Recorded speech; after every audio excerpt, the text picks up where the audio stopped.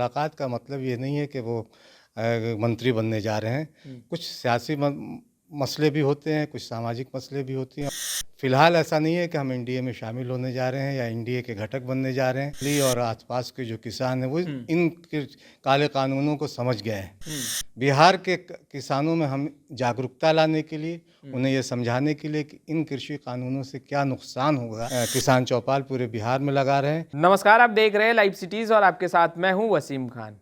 कृषि कानून को लेकर तमाम विपक्षी खेमा एकजुट दिख रहा है और सुर से सुर मिलाकर केंद्र सरकार पर निशाने भी साधे जा रहे हैं और ये कहा जा रहा है कि केंद्र सरकार जब तक इस कृषि कानून को वापस नहीं लेती वो आंदोलन लगातार करते रहेंगे।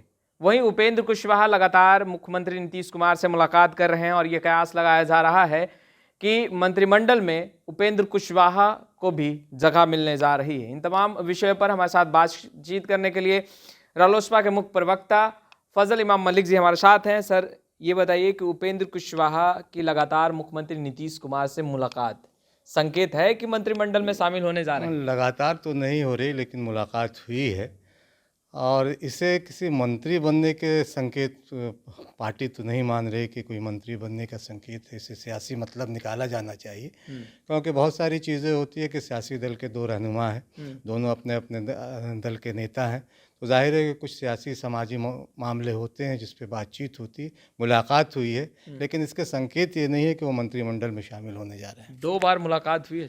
हाँ, मुलाकात हुई है, इससे कहाँ इनकार कर रहे हैं कि मुलाकात हुई, लेकिन मुलाकात का मतलब ये नहीं है कि वो मंत्री बनने जा रहे हैं। कुछ सियासी मसले भी होते हैं, कुछ सामाजिक मसले भी होती हैं और जाहिर है कि जब दो नेता मिलते हैं तो कुछ सियासी बातें होती हैं, लेकिन उन सियासी बातों का मतलब ये नहीं निकाला जाना चाहिए कि वो मंत्रिमंडल में शामिल हो रहे हैं। हमारी अपनी पार्टी है, उनकी अपनी पार्टी, हम अपने पार्टी के कार्यक्रम अभी चला रहे हैं पूरे बिहार में। जाहिर है कि हमारा फोकस फ़िलहाल किसान बिल को लेकर। यानी रालोसपा का कोई इरादा नहीं है एनडीए के साथ जाने का? नहीं, अभी तो कोई इरादा नहीं है, क्योंकि हम लोग ने पिछला जो चुनाव लड़ा था बिहार विधानसभा का, उसमें हम लोग तीसरे मोर्चे के घटक के तौर पे थे। भविष्य में क्या कुछ होगा, क्योंकि अभी फ़िलहाल ऐसा नहीं है कि हम एनडीए में शामिल होने जा रहे हैं या एनडीए के घटक बनने जा रहे हैं। आने वाले, चूँकि जब भी कोई गठबंधन होता है, हमारे राष्ट्रीय अध्यक्ष उपेंद्र कुशवाहा जी का मानना है कि गठबंधन जब भी होता है तो चुनाव के वक्त होता है। अभी कोई चुनाव है नहीं कि हम एनडीए में शामिल हों या एनडीए में शामिल होने जा रहे हैं। हम अभी बल्कि केंद्र की एनडीए सरकार के खिलाफ पूरे बिहार में कृषि कानूनों के ऊपर हल्ला बोल रहे हैं, उसकी मुखालफत कर रहे हैं। तो जाहिर है कि अभी हम एनडीए की मुखालफत पे किसान चौपाल पूरे बिहार में लगा रहे हैं, तो इससे हमारी नीयत को भी समझा जा सकता है। सर, पूरे बिहार में किसान चौपाल तो बेशक आप लोग लगा रहे हैं, पर बिहार के किसान जो हैं वो कृषि कानून का विरोध करते दिखाई नहीं दे रहे हैं। ऐसे में कैसे आप लोग किसानों को सड़कों पर ला पाएंगे? जी, इसी की कोशिश में हम लोगों ने किसान चौपाल का इसीलिए हम लोगों ने लगाया, चूँकि दिल्ली और आसपास के जो किसान हैं वो इन काले कानूनों को समझ गए हैं।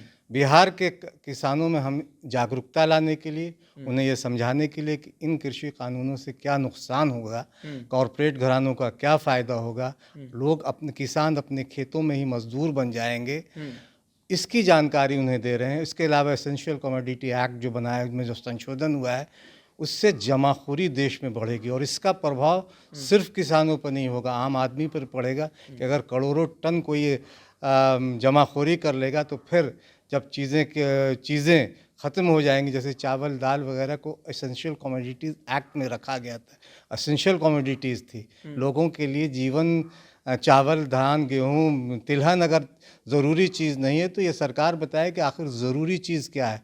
इसकी जमाखोरी की अगर सीमा ख़त्म कर दी जाएगी तो जाहिर है कि इसका असर मध्यवर्गीय परिवार पर पड़ेगा, पिछड़े दलित वंचितों पर पड़ेगा, क्योंकि पीडीएस सिस्टम भी फिर इसके बाद ख़त्म हो जाएगा।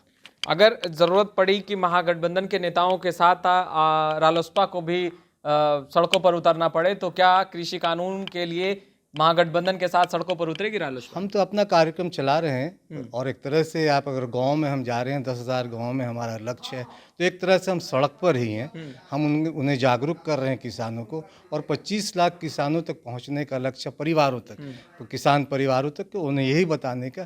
तो जाहिर है कि हम एक ज़मीन तैयार करने की कोशिश कर रहे हैं कि बिहार में किसानों में वो जागरूकता लाएँ कि इन कृषि कानूनों से उनका क्या नुकसान होने जा रहा है। अब हम बात करते हैं सर बिहार के लॉ एंड ऑर्डर की।